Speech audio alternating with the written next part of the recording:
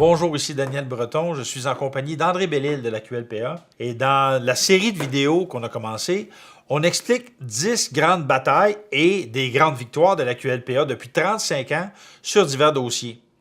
Premier dossier, le dossier le plus fondamental qui a fait en sorte que d'abord, la QLPA s'appelait à cette époque-là l'Association québécoise de lutte contre les pluies acides. Donc, parlons des pluies acides. Qu'est-ce que les pluies acides? Ben, c'est le résultat de gaz qu'on émet dans l'air qui retombent au sol et vont causer toutes sortes de problèmes, soit dans les lacs, dans les forêts, même les bâtiments et structures.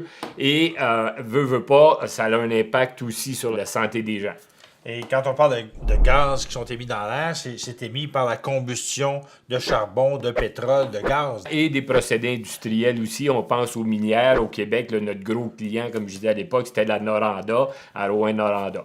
OK. Une fois qu'on sait ça, on sait que ça avait un impact sur les forêts.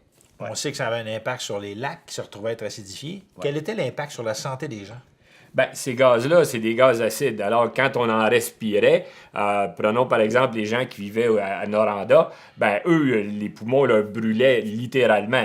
Okay. Bon, globalement, ben, ces gaz-là n'étaient pas émis seulement qu'au Québec, là, mais ça venait de partout en Amérique et ça créait le problème de smog, parce que smog et pluie acide, c'est intimement lié.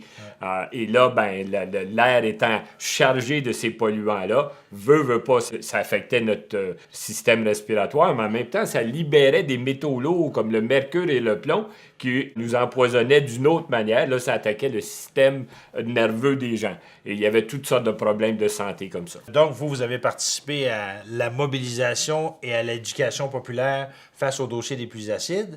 Et vous avez eu une victoire, pourrais-tu m'en parler? Oui, ben en fait, au départ, tout le monde disait que c'était un dossier que jamais on pourrait gagner et bon, tout le monde le rejetait. Mais finalement, avec la mobilisation populaire, l'éducation populaire, le Québec a été la première législation à réglementer les émissions et ce faisant a entraîné l'Amérique dans son sillage.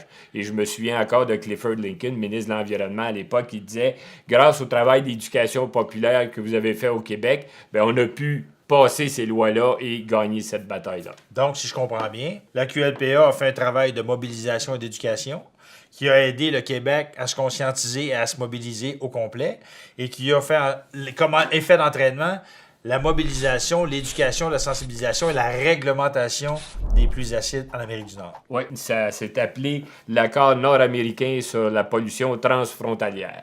Extraordinaire. Ben, écoutez, ça, c'était une victoire de la QLPA, mais il y en a plein d'autres dont on va vous parler dans d'autres vidéos.